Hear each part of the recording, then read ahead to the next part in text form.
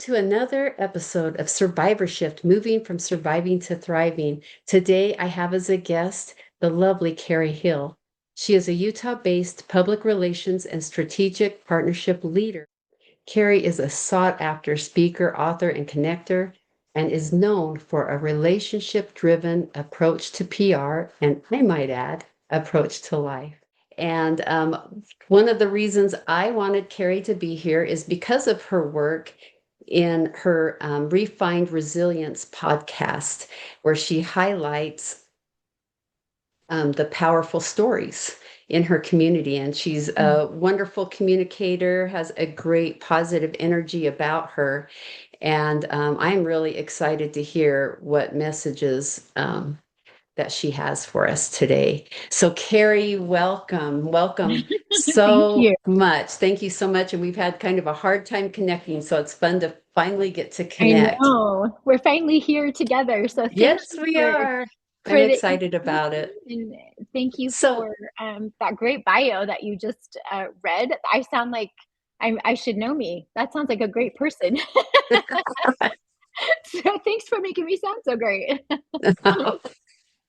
well, you know what? You do a lot of good work, and it's probably good to have it on paper and kind of see what it looks like to other people. But I am so grateful to have you here, and so I just want to jump right in. And if you can talk about the traumas that you have faced, that's what we talk about here on the podcast. You know, trying to relate to each other. Positive messages are wonderful, but if we don't know how the person got that positive message, I think it keeps us from really being able to feel the power of them. Yeah. So go ahead and jump in and tell us your story. Oh, well, thank you so much for the opportunity. And I think you're absolutely right. Success stories always have an origin, and it's the origin story that's the most interesting piece, right? So that's what we always dive into whenever I'm taking on a new client or, a new project, is we really spend a lot of time figuring out what the heart of the message is, whether it be a product or a person or a thought leader or a brand. There's always a heartbeat underneath that story, and that's what people really want to hear. So thank you Yes. for bringing those stories to the public and to your audience, and I feel honored to be able to share mine. So, Tammy, we've had a few phone conversations leading up to this podcast, and I'm so happy that we're here. But one of the things I think that drew you to me was, as you said, the Refined Resilience podcast, and this podcast was really significant in my Survivor to Thriver storyline. Um, I went through a time where my marriage of 23 years came to an end. And during that period of time, there were, many, many challenges. Nobody wakes up one day and says, oh, my marriage is over and I'm leaving it, right? It's a series of micro experiences that happen over time. And for me, my experiences were steeped in mental health and in my spouse's mental health. Um, and I think it's interesting talking about it now, having done so much work to process through it. Looking back, it's easy to say, "Oh, but it's fine, it's good, everything's turned out the way that it should," right? And if you relive those moments and you really give yourself the credit that is due for the work that you had to do in that survivor experience, it's really significant. And somehow all of those micro experiences get packed into your DNA over time. Right. And you do end up on the other side stronger. And sometimes you don't have a choice. It's you either have to do that, you either survive, or you allow those micro experiences to become catalyst for thriving. So for me, I got married young. I was 20, almost 24, so 23 at the time that I got married, and had a pretty typical life. We both worked and did our thing, and then we blueprinted our marriage so that I could stay at home with the kids when we had a family. So when my daughter was born, I stopped working and I wanted to take care of her full time, and that was my desire. And I saw the toll that the financial burden was taking on my spouse at the time. newly out of school, working for a big accounting firm and spending 80 hours a week, slaving away. And I could see that it was starting to really impact his physical and his mental health.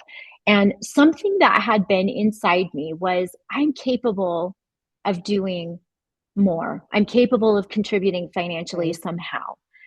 I don't, I wasn't able to finish school because I got pregnant and we had our child. And so he finished school, which is a pretty typical storyline for women of my generation, our mother's generation. I think the younger new demographic of women has a different storyline. But for me, it was very common, especially in the culture that I was raised in, that you become the full-time parent. And so I did. So, but I always had it in me that I could do more. I could give more. I could contribute more. And so, at the time, this was over, I mean, we're talking almost 30 years ago now. Really, what you could do to contribute was either nanny, sell Mary Kay, or have some sort of Tupperware or sex party. I mean, sex, toy party. That was it. That was what the options were. And so I was like, well, I think I'll do the nannying. So I started nannying other people's children, and they came to my house. I went to their house. I had my second and my third child, and I continued to nanny through all the way up until my third child was maybe 2 or 3 months old. And at that time, I came out to Utah and I discovered this baby wrap. I was here for a family event and I loved it so much. And I called the company when I got home. We were living in the East Coast and the company was based on the West Coast. And I called them and said, Moby, that was the name of their company, Moby. Right.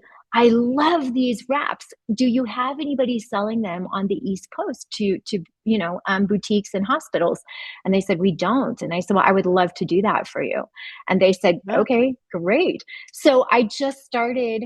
I was already a walking advertisement for the product. And so it was really easy for me to walk into places and talk to moms and start really selling that product. And so over time, and I'm sharing this for a very intentional reason, Tammy, this origin story, because over time, those sales turned into PR opportunities. I realized that my product needed a story in order for it to continue to sell. And so I started reaching out to moms and asking them if they could just share their story. And the local newspapers at the time, right? That's way back in the day. Like Google had Facebook had just come out, right? MySpace was still a thing. And so, we were the catalyst, the main delivery system of news and stories was your publications. And so I started getting more traction in publications for this. And one thing led to another. And people started asking me if I would do this for them as an author or an artist or a speaker. And so I did that I don't think I've ever stopped doing that since I started. And so it's been almost 20 years since I've been providing those services. And I was doing it in a freelance capacity. Now, during this period of time, when I was carving this path out that I didn't know that I was carving for myself, I just wanted to be contributing to my family. My spouse was experiencing severe burnout and working 80-hour weeks and not seeing your family. And I mean, being a CFO of a multi-million-dollar company is a pretty intense job. And so I noticed that this burnout was starting to happen. And we finally got to a place in his career where there was a really significant professional trauma, which I won't go into, but what was expected was not there at the end of the story. And all of that work and all of that effort that he had put into that path just kind of got pulled out from underneath him. Oh, And wow. he really, really, it started to really impact his mental health. So we went from burnout to anxiety to a full blown clinical, depression. And I will Wow. just preface by saying this was never, it was lightly diagnosed as clinical depression, but it went unmedicated for so long that the behavior, the outcomes of a clinical depression were the same, whether it was lightly diagnosed or deeply diagnosed. And so, Right. so we're living in the East Coast at the time. I'm watching this person that I love, my spouse, who we built a family with, and that I was trying to contribute to, decline in his health overall. And I thought, why don't we move back out west? Your family's out there. We'll get away from the East Coast. We'll take a year. We'll decompress, and we'll go from there. And when we moved here, nothing changed. And so there was no search for employment consistently. There was no drive. There was no motivation. It was very apathetic and indifferent. And those are outcomes of having a severe clinical depression. And so over time, Tammy, a few things happened. Number one, connection was lost, obviously, because when you are in a relationship that goes from thriving to surviving, it's a very different dynamic. And now we're not building forward together. We're trying to figure out how to keep the house from burning down. Right. Right. And Right. so, Yep. yeah. So I was just in this firefighting mode. How do we keep the fire from taking our life away from us? And so I did everything that I knew I could do as the spouse. Everything, short of dragging this person to seek help. And over time, our financial situation really declined because I was freelancing and trying to raise these 3 kids and to help this other partner of mine. And so within that, decade that we spent trying to figure this thing out, we lost everything. We went bankrupt. I spent time on welfare. And I spent about 6 months on welfare. And, Tammy, I shared this experience with you, but I think whoever is in this situation right now, I will share this because this moved my needle forward for me and it was so impactful. And I am a faith-based person. I believe in God. And so I look for those miracles in my life and those signs that He's with us and that He's there. And when I went to apply for state welfare, which I never thought that I would ever be on, how did I get here? I'm ambitious, I'm motivated, I'm driven, I'm smart, I can figure this thing out. How am I here? And it was a real ego pill to swallow, if you will, right? My pride was hurt that I had found myself in this situation after working so hard to contribute something meaningful and raise my family. Right. And when I got on the phone to apply, basically to walk through the application process, the caseworker that was on the phone called me by my name. Now, this is significant because you have a case number for a reason, right? So when a caseworker calls you by your name, it catches you off guard because you're attached to a number and that's what they look up in the system. Okay. So when I was approaching this conversation, I couldn't even talk, Tammy. My throat was closed. I just was having so much difficulty getting the words out. And this social worker said to me, Miss Hill, right? She called me by my name, Miss Hill. God wants you to take care of your family, and that's what we're going to do today.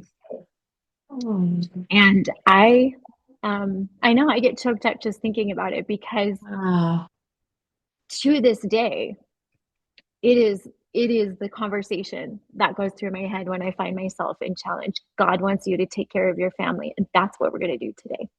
So talking about moving from that survivorship to thrivership, that was a pivotal milestone moment for me because it gave me enough strength to make that phone call work.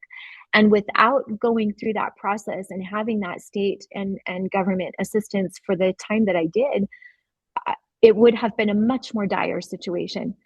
So I'm very grateful for that. And a year later, when I was employed, I called the office back, and it took 3 hours to find this caseworker. And to this day, I still don't know her name, but I said, you said this to me and it changed my whole trajectory. And I just wanted you to know it mattered. And she said, I don't even remember. And I said, that's because it wasn't your voice. And so, so when we are in these circumstances, and I'll just pause here and say, no matter the depth and the muckiness, as you say, of being in a survivor situation, wow, there are signs and miracles everywhere in your own personal life but Wow. you have to be aware to look for them. And I love that. I can't imagine, Tammy, going into that situation without my faith personally. I don't know how I would have ever seen those motivations, those, you know, nudges to move forward. And so for Right. me, I'm a big proponent of go into this and go deep into your faith, because you will I love miss, that. you'll miss the journey if you don't see the things that God is trying to give to you in the moment that you're suffering. I And love so, that. I yeah, just have to add right here. I'm sorry to interrupt you, but yeah. that has been such a theme for me over the last few months in my own, you're searching for ways to continue to Hmm. go forward. And, when your loved ones are struggling, and I feel like the best thing that I can pray for them and for myself is to have eyes to see Mm, the miracles.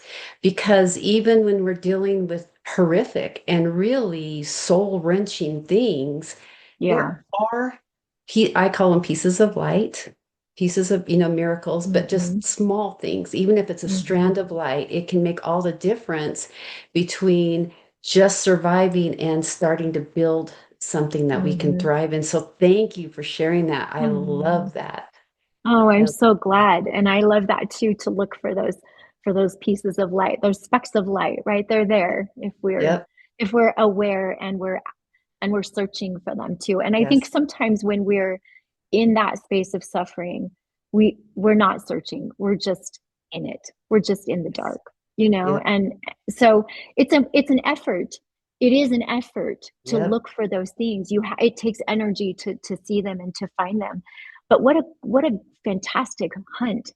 If you're gonna Yeah. Oh, search for I something, love search for the light, And I love that. And that's why my podcast and my website is built on the light, Yeah, because there are tiny specks, but gather them up, and that's yeah. what we can build our life on. But what I love is the importance of my last podcast I did. We were talking about the power of connection and how Mm, beautiful that when you were in such a hard place, mm. that there was somebody else that helped you Oh my to goodness. see Yeah. and get or she handed you a piece of light, Hmm. right? I love that. What a beautiful Yeah. reminder that is. Oh, it was really powerful. I consider that to be one of the biggest miracles in my life, the biggest light moments in my life. So from that point, Tammy, I spent that time on welfare and learned a lot about our welfare system and learned a lot about the lack of a bridge between poverty and less poverty, Yeah, if you will, yeah, and really used that as a catalyst in this next chapter of my life. And so while I spent this time on welfare, there were a couple of things that were happening. Number one, I was actively searching for a job, but I couldn't make too much money because then I would lose the benefit of having a stable check come in, even though it was not enough. Um, right. and that's a problem in survivorship when you're talking about financial survivorship in the welfare system.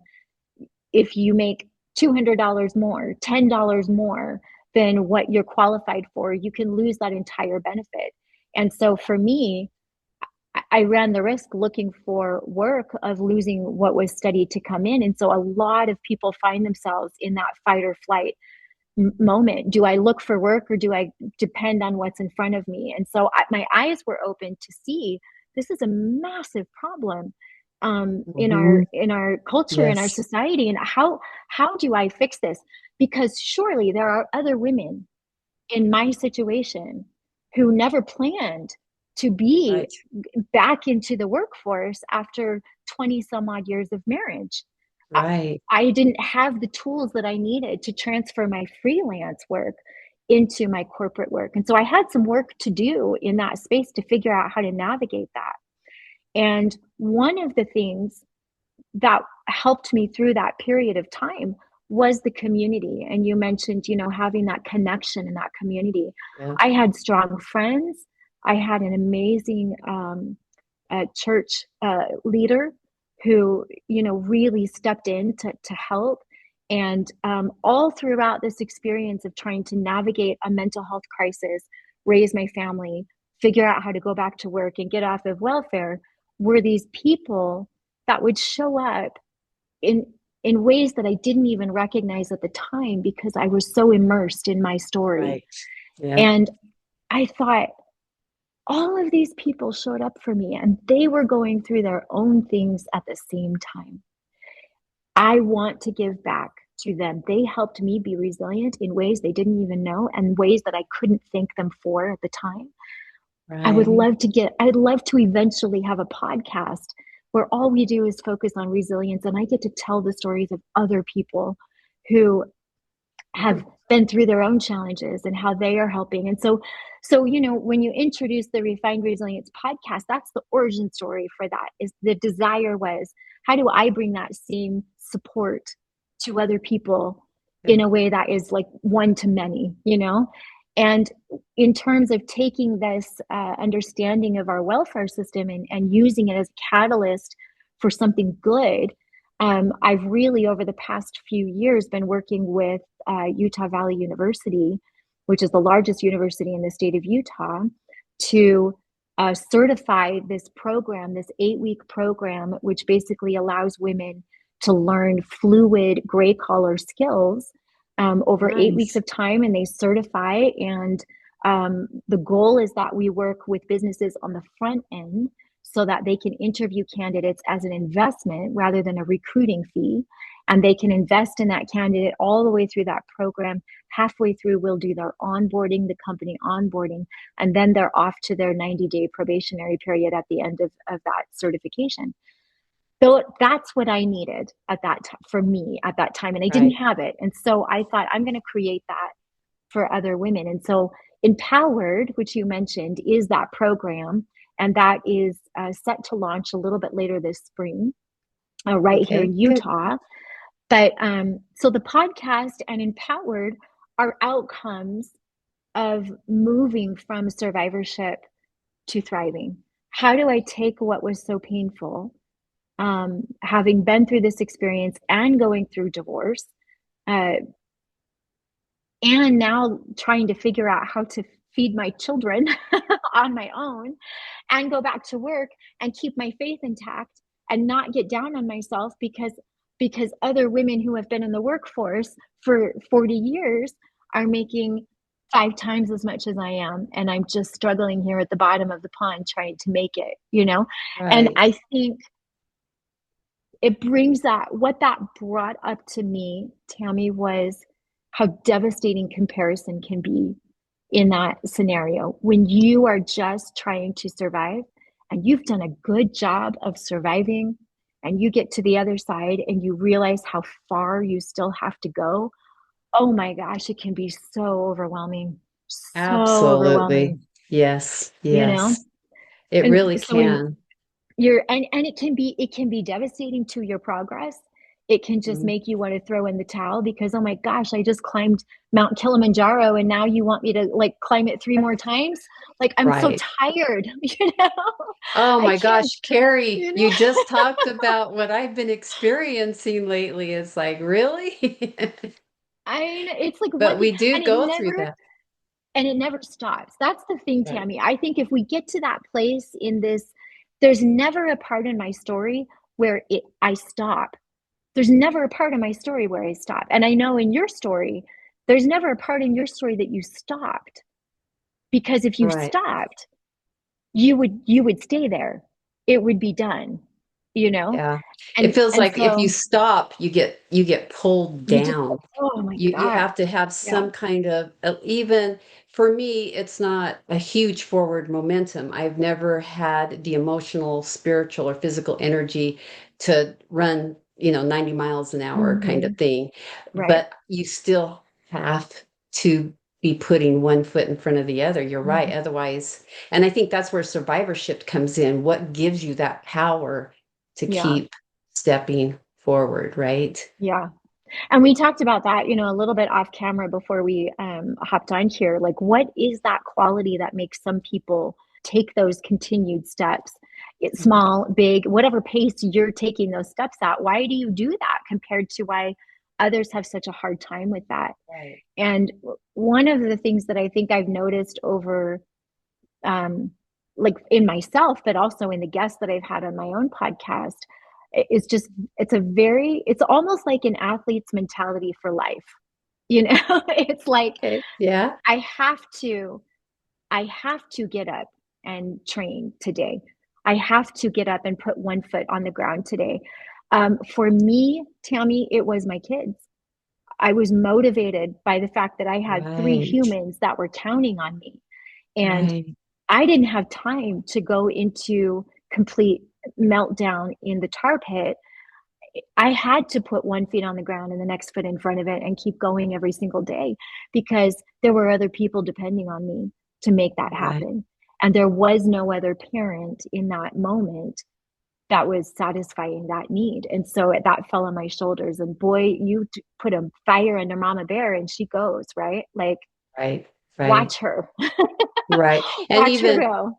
right. And even that motivation, I know for me to keep going. I mean, it wasn't that it was all on me. I Mm, fortunately had a husband that was there with mm. us, with the whole Yeah, family, helping out. But even the fire to keep going at all, yeah. um, yeah, we have to have some kind of motivation. What's our Hmm. motivation? What's our Hmm. future pull? What's going to pull us through and up and forward, right? Yeah. Well, and for me, I shared with you kind of the origin story of how I came into public relations, Right. but there's always been within me, Tammy, a natural curiosity to see what I could do. I I am naive enough that I don't ask permission. I just do the thing, right? And I I love and it. I I so love it. I don't ever have anybody telling me that I can't because I just assume that I can and I try to figure out how to make it happen. And when I figured out that I was doing PR, it was because somebody said to me, "I heard you do that you're a public relations manager." And I thought, let me Yeah. just look that up and see what that is. Yes, I am that thing.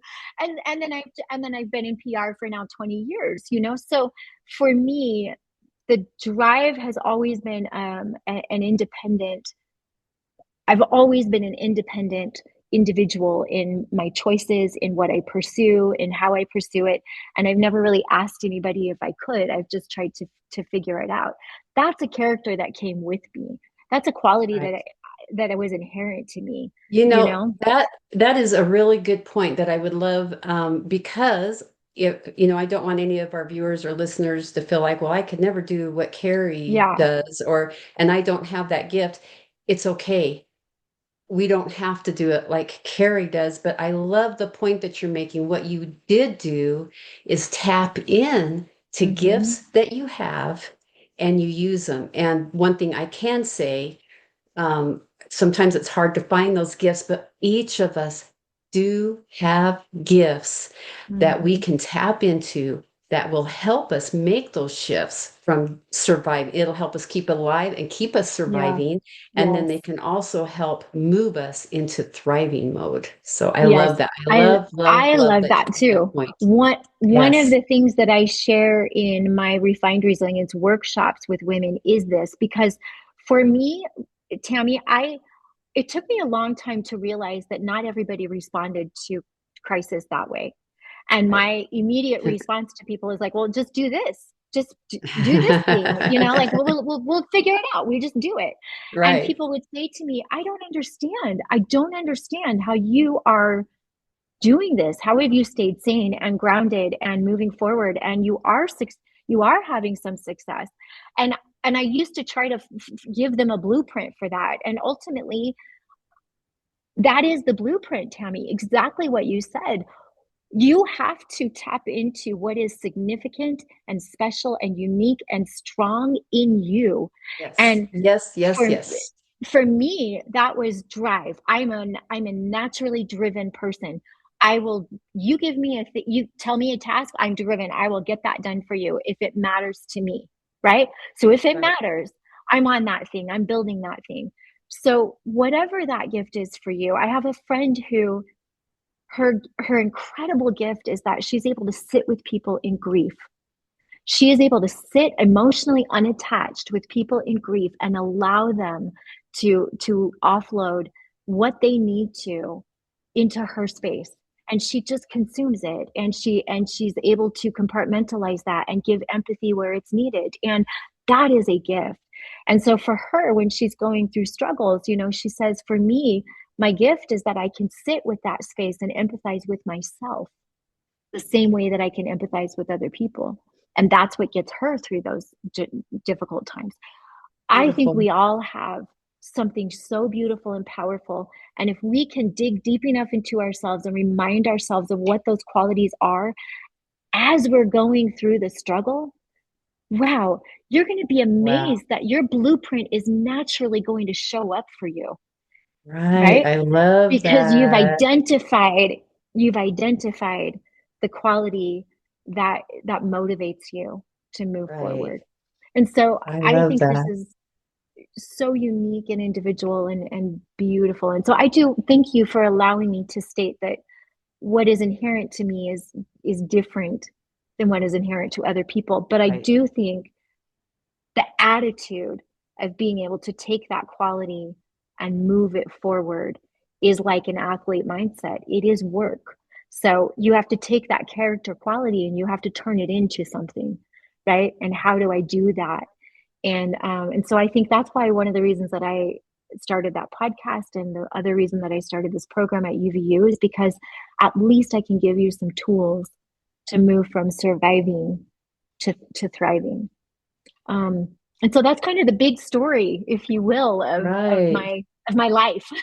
Yeah, I love that. And you know what? I love that you're talking about the financial trauma because I haven't addressed that yet in this Yeah. podcast. So I think those are really good, valuable tools. And I just like I said, so many wonderful points that you made about that Mm. we can give gifts of light to other people and the importance of us being able to see those gifts of light Mm. and own Yeah. them, learn how to own them. I call it owning the light by Yeah. allowing it to seep in, not just logically, like, oh, yeah, that was a nice little Hmm. miracle, but to allow it to strengthen us, right? To go Yeah. soul deep.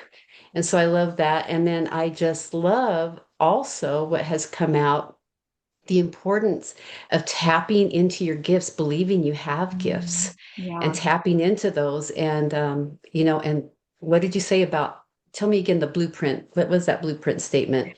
No, I was It, just saying that like your inherent character quality, whatever that thing is that you've identified, the blueprint will naturally come because you've I identified love that that. thing, you I know. love that. Yeah. Yeah, I'm all about the building aspect of things. My Hmm. husband and I had a construction company and that's what we did. So I I like love it that. so much. I am going to quote you on that. I'm going to use that. I love it, love it, love it. I'm so glad. Well, thank you so much for these wonderful, just inspiring, I Oh, guess fire building is what I feel like this conversation yeah. has been is just fire building, like Good. motivation and I'm forward. so glad. So, and at the end of all my podcasts, I ask my guests to share if they have one message of hope to give to our viewers and our listeners. What would that message of hope be? Mm. There are two forms of hope in my definition, Tammy. There's toxic hope, which can keep you in a space that you just hope gets different without doing anything Oh, to make it different. And right. then there is real hope, which is motivated by direction, vision, um, fortitude, resilience. Do that hope. That's the best kind of Love hope that it. you can have. Do that one. I love that. Oh, I yeah. I love that. Yeah, the That's hope my that will. the hope. And if you believe it, it you know the field of dreams, right? The standard field of dreams quote, if you build it, they will come. If you have the hope, you will build what is necessary to achieve it. You will, because hope is innate to your soul, and your soul and your blueprint will align to allow you to achieve what that hope looks like for you. And so follow that path and stay out of the toxic hope, which says, I really hope my situation gets better. I really hope I can do something different. Right. Do it, do it, Good. and make that Hope is hope action happen. then. That's right. The building hope is action. I love Yeah, that. Thank you yeah. so much, Carrie, Thank for this you.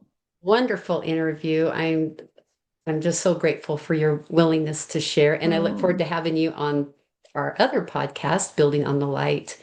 So, to our viewers and listeners out there, thank you so much for joining us. And you can find Carrie. I will put her contact information in the comments and description of this podcast.